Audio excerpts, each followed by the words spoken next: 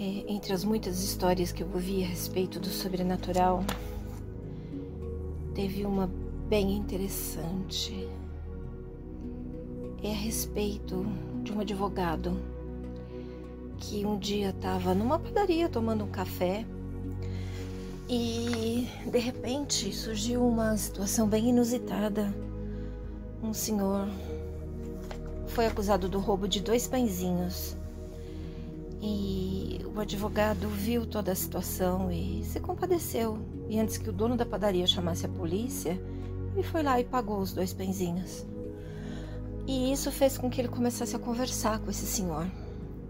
E aí ele descobriu que, além de estar desempregado, passa sérias necessidades financeiras com a família, ele também tinha tuberculose, o que dificultava mais ainda para ele conseguir um emprego. Então o advogado se compadeceu, foi tocado pela história e resolveu levar esse senhor até a casa dele e constatou que tudo aquilo era verdade. Então ele conheceu a família desse senhor, viu as crianças, conheceu a esposa, viu o barraco humilde que eles moravam, que mal cobria a cabeça nos dias de chuva. E aí ele resolveu ajudar. Ele comprou roupa para as crianças, comprou mantimentos, ajudou a encontrar uma vaga num sanatório para que o tratamento da tuberculose fosse feito e conseguiu até um emprego para esse senhor. Ele ajudou a família a endireitar a vida, colocar as coisas nos eixos, viveu simplesmente de maneira humilde, mas digna. Mas por muito e muito tempo eles ficaram sem se encontrar, porque o advogado estava com muito trabalho, tinha muita coisa acumulada e simplesmente não conseguia mais ir visitar a família. E ficou meses sem ter notícias deles e sem vê-los.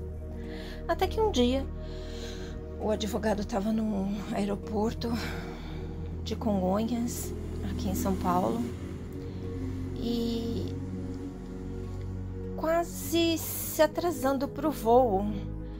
E na correria, no saguão, indo para o portão de embarque, ele esbarrou numa pessoa e justamente essa pessoa era aquele senhor que ele ajudou um dia lá atrás. E ele estava muito bem, estava viçoso, com uma aparência saudável, e parou para cumprimentar o advogado e disse que tinha saudades e que a família estava bem, que tudo estava tranquilo, graças a Deus e à ajuda dele. E aí o advogado explicou que nunca mais foi porque não conseguia tempo para ir visitá-lo na sua cidadezinha do interior.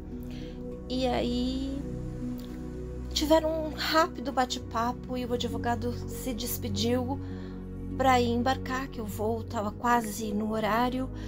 Mas quando ele estava saindo, o amigo segurou ele pelo braço e continuou falando, e todas as vezes que ele fazia menção de sair, o amigo segurava e não deixava ele ir, e por fim ele perdeu o voo. Ficou muito bravo porque perdeu o voo, mas enfim, já tinha acontecido e foi atrás de conseguir um outro voo. No dia seguinte, o advogado ficou sabendo, através do noticiário, que o avião ao qual ele estava destinado, o avião que ele ia voar, caiu. E não sobrou ninguém. Simplesmente morreram todos. E no afã de agradecer ao amigo, de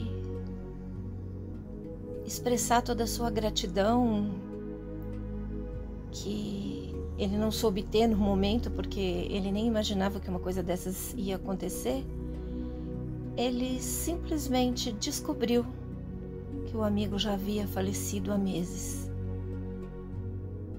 Mas era tão grato a ele que foi no aeroporto salvar sua vida.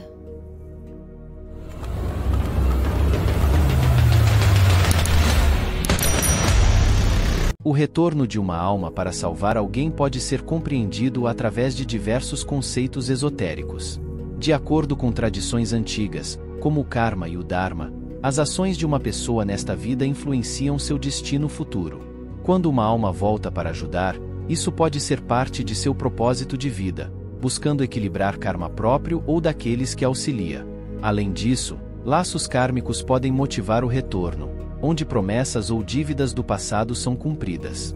A evolução espiritual também desempenha um papel, pois o serviço aos outros é uma forma de crescimento e aprendizado. Entidades espirituais avançadas, como guardiões ou guias, podem influenciar o retorno de uma alma para proteger ou orientar aqueles em necessidade. Por fim, contratos prévios entre almas podem incluir o compromisso de desempenhar certos papéis para fins de crescimento espiritual. Esses conceitos fornecem uma compreensão mais profunda do fenômeno do retorno espiritual para salvar alguém. Karma e Dharma. De acordo com muitas tradições esotéricas, as ações de uma pessoa nesta vida afetam seu karma, o que determina sua trajetória em vidas futuras. Quando uma alma retorna para salvar alguém, pode ser parte de seu Dharma, ou propósito de vida, cumprir uma ação específica para equilibrar seu karma ou o karma da pessoa que estão ajudando. Laços kármicos. Almas podem estar ligadas por laços kármicos que transcendem o tempo e o espaço. Se uma pessoa ajudou outra em uma vida passada ou se há uma dívida kármica pendente, isso pode motivar a alma a retornar para cumprir essa promessa ou dever. Evolução espiritual. A jornada espiritual de uma alma pode envolver o aprendizado e a evolução através do serviço aos outros. Voltar para salvar alguém pode ser uma oportunidade para a alma continuar seu próprio crescimento espiritual, praticando a compaixão, a generosidade e o desapego. Guardiões e guias espirituais. Almas avançadas ou entidades espirituais podem assumir o papel de guardiões ou guias, protegendo e orientando aqueles que estão em necessidade.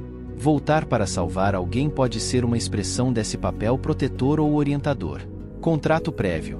Antes de encarnar, as almas podem fazer acordos ou contratos com outras almas para desempenhar certos papéis em suas vidas. Voltar para salvar alguém pode ser parte desse contrato prévio, onde ambas as partes concordam em desempenhar certos papéis para fins de crescimento espiritual.